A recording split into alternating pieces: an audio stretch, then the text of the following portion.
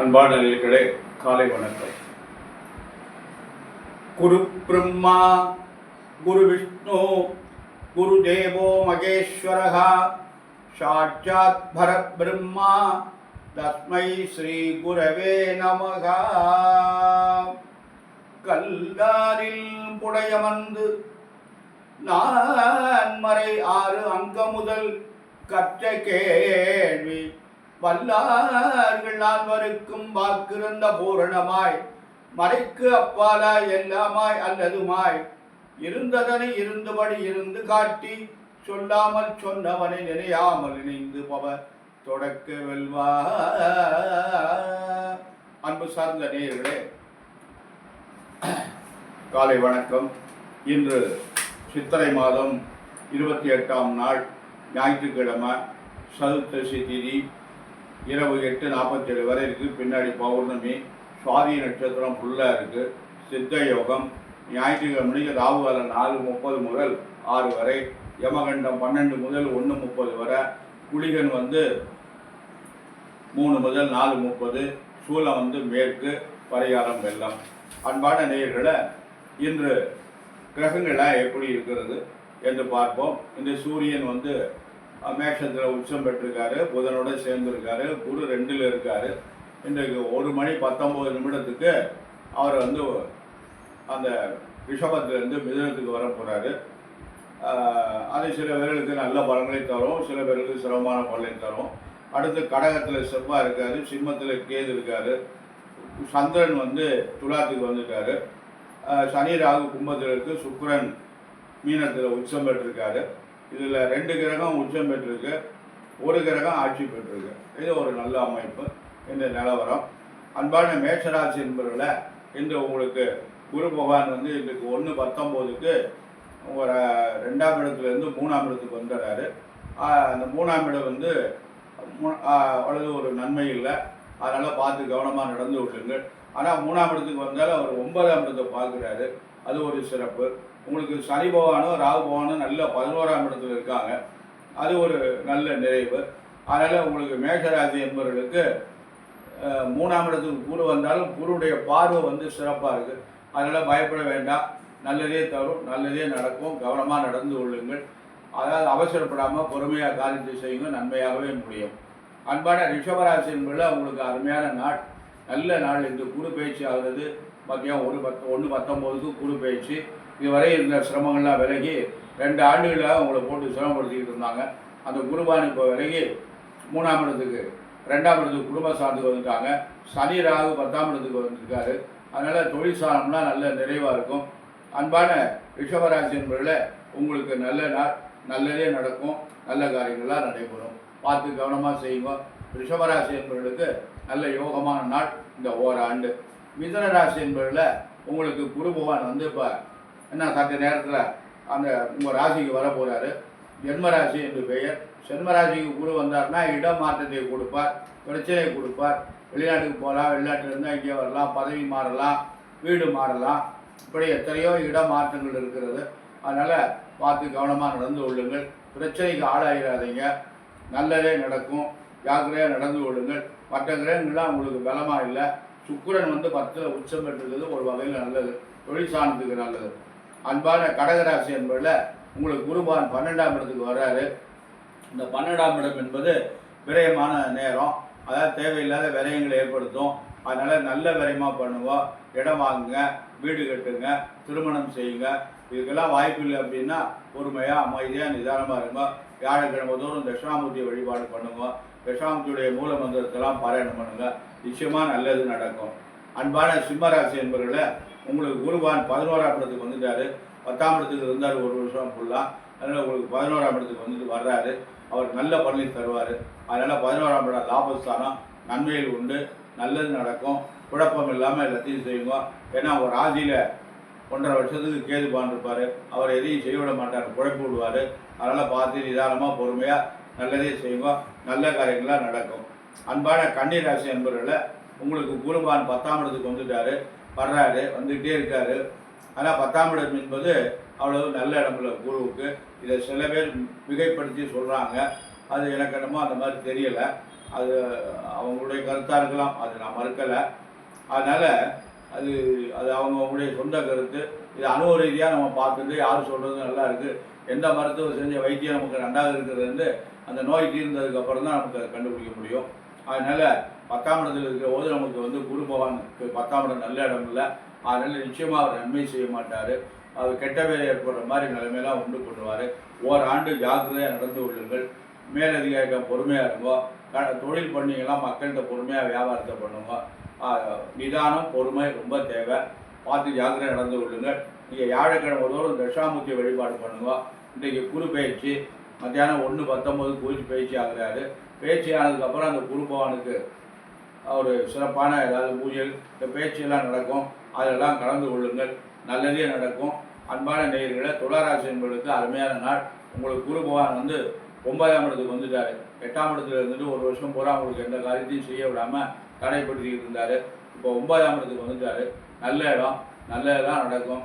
துளாராசி என்பவர்களுக்கு அமோகமான நாள், நல்ல காரியங்கள்லாம் நடைபெறும். அன்பான விருச்சிக ராசி என்பவர்களில் உங்களுக்கு 7லேருந்து 8ஆம் இடத்துக்கு வந்துட்டார்.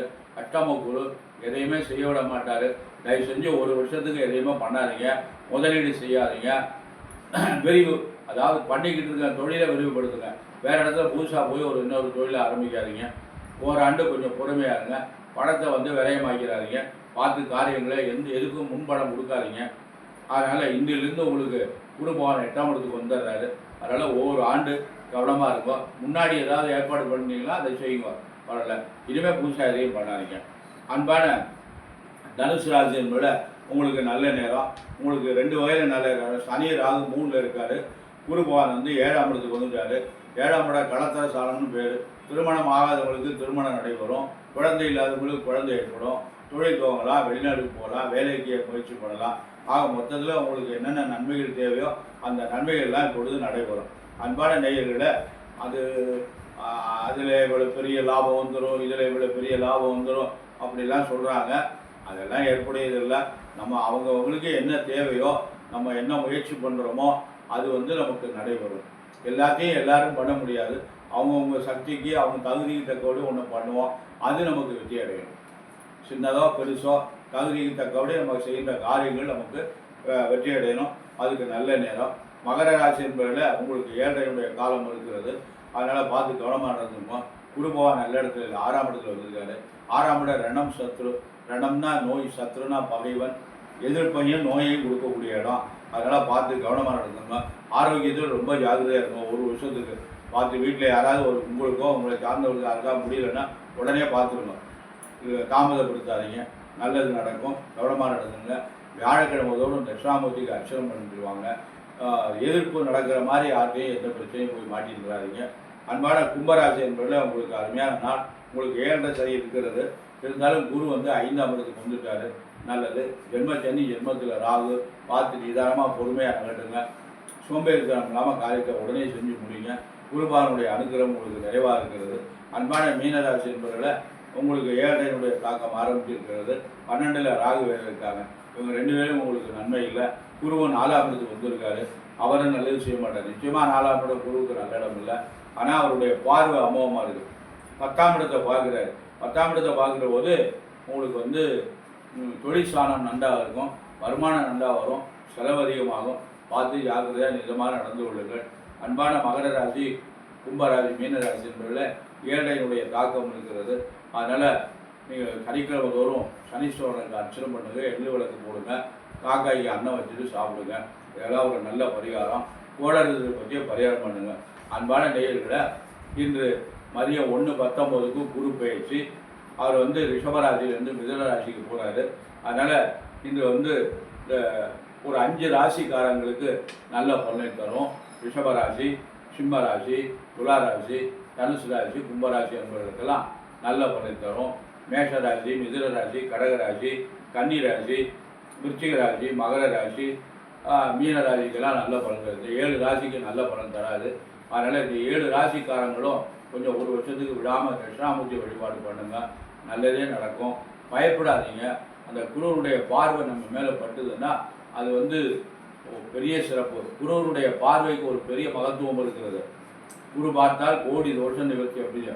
குரு இருப்பதை விட எந்த இடத்தை அவர் பார்க்குறாரோ அந்த இடத்துக்குரிய தன்மையை குறைஞ்சு நமக்கு நலம் நடக்கும். இறைவனுடைய பார்வை நம்ம மேலே பட்டாலே அதுக்கு பெரிய புண்ணியம் உண்டு நமக்கு. அதனால் கடவுளுடைய அனுகிரகம் பார்த்து இருந்தாலே நமக்கு பெரிய அமைப்பு. அதனால் குரு பார்த்தால் கோடி தோஷம் வச்சுக்கிறாங்க. அதனால் இந்த குரு பேச்சு ஆகுன்ற நேரத்தில் போய் தட்சிணாமூர்த்தியை வழிபாடு பண்ணுங்கள், நவகிரகத்தில் உள்ள குருவை வழிபாடு பண்ணுங்கள். உங்களால் இயன்றதை செய்யுங்க. அவங்களுக்கு அந்த குரு பகவானை நமக்கு நம்மளால் என்னென்ன பண்ண முடியுமோ அதை பண்ணுங்கள். இந்த அபிஷேக பொருள்லாம் நம்ம வாங்கி கொடுக்கலாம். தைலம் வாங்கி கொடுக்கலாம், அபிஷேகத்துக்கு சந்தனாதி தைலம் வாங்கி கொடுக்கலாம், சுத்தமான நல்லெண்ணெய் வாங்கி கொடுக்கலாம், வாசனை பொடிகள் வாங்கி கொடுக்கலாம். மஞ்சள் பொடி வாங்கி கொடுக்கக்கூடாது சுவாமிக்கு, அம்பாளுக்குன்னா கொடுக்கலாம். வாசனை பொடி வாங்கி கொடுக்கலாம், நல்ல ஒரிஜினல் திரவிய பொடி வாங்கிக்கலாம். சந்தன பவுடர் வாங்கி கொடுக்கலாம், நல்ல பன்னீர் வாங்கி கொடுக்கலாம். இளநீர், பால், பழங்கள், குளிர்ச்சியான பொருட்கள் இதெல்லாம் வாங்கி அதெல்லாம் முடிஞ்சதை வாங்கி கொடுக்கலாம். அதுக்காக மொத்தமாக எல்லாத்தையும் வாங்கி கொடுக்க முடியாது. அதனால் இப்போ சந்தனம்லாம் வாங்கி கொடுக்கணும்னா சந்தனம்லாம் கொஞ்சம் விலை இல்லை. ஒரு 50 கிராம் சந்தன ஒரிஜினல் பவுடர் 100 ரூபா. அதனால் ஒரு அரை கிலோ வாங்கினால நமக்கு நிறைய வந்துடும். அதனால் 50 கிராம் 100 கிராம் 200 ரூபா, 1 கிலோ 2000 ரூபா. 1000 ரூபாய்க்கு வாங்கினா அரை கிலோ வாங்கலாம், அப்படி இருக்குது. அதனால் ஒரு 1/4 கிலோ சந்தனம் வாங்கினா போடணும். ஒரு 500 ரூபாய்க்கு வாங்கினோம்னா 1/4 கிலோ சந்தனம் வாங்கலாம். அதை நம்ம சுவாமிக்கு ஒரிஜினல் சந்தனம் அபிஷேகத்துக்கு கொடுக்கலாம். அது மாதிரி நம்ம ஒவ்வொருத்தரும் அவங்களால முடிஞ்சதை அவங்களுக்கு செய்யுங்க. கொண்டக்கடலை சுண்டல் போட்டு அபிஷேகம் பண்ணி நேவேத்தியம் பண்ணி எல்லாருக்கும் விநியோகம் கொடுக்கலாம். ஒரு இன்றைக்கு கூட்டம் எல்லா கோயிலையும் நிறைய வரும். ஒரு 10 கிலோ சுண்டல் போட்டு சுவாமிக்கு நிவேதனம் பண்ணிவிட்டு எல்லாருக்கும் விநியோகம் பண்ணலாம். தயிர் சாதம் விநியோகம் பண்ணலாம், சக்கரை பொங்கல் விநியோகம் பண்ணலாம்.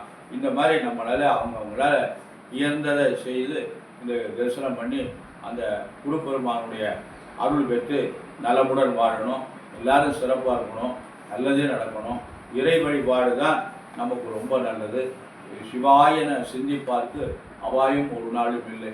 அதனால் கடவுள் அருள் நமக்கு இருக்குமேனால் எவ்வளவு கஷ்டங்கள் வந்தாலும் நாம் அதிலிருந்து வெளியில் வந்துடலாம்.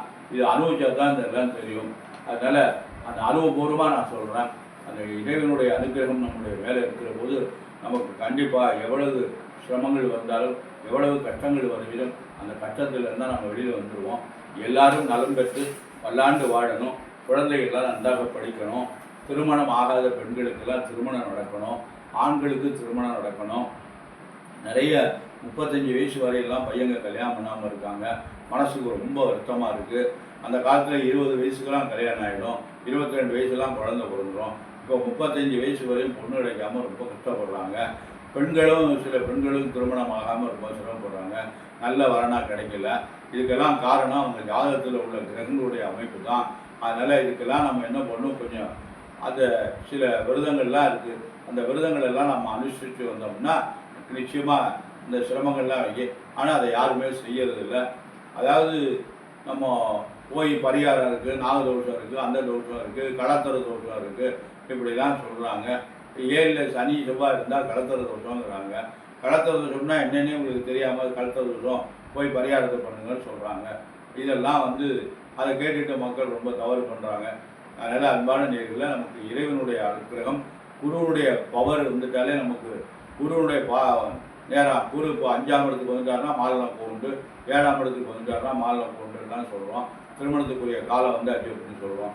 அது மாதிரி அந்த குருவனுடைய அனுகிரகம் நமக்கு இருக்குமே ஆனால், தட்சிணாமூர்த்தி பகவானுடைய அனுகிரகம் நமக்கு இருக்குமே ஆனால் நமக்கு எல்லா காரியங்களும் நடைபெற்று தடை இல்லாமல் குழந்தைகளுக்கெல்லாம் கல்யாணமாகி அடுத்த குழந்தைகளுக்கெல்லாம் குழந்தை பிறக்கலாம்.